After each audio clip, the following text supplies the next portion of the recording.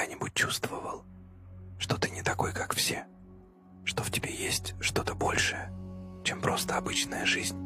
Если да, ты не ошибался. Иногда тебе скучно среди людей, потому что твоя глубина сильнее, твоя осознанность выше.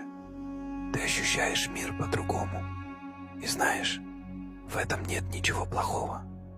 Когда ты начинаешь проводить время с самим собой, ты вдруг понимаешь, что тебе с самим собой интереснее, чем с кем-либо. Твоя энергия бесценна, и тратить ее впустую не нужно. Ты лидер сам для себя. Ты не чья-то копия. Никто не скажет тебе, как нужно жить. Никто не укажет путь, потому что знаешь его только ты. Ты творец своего мира. Ты творец своего покоя.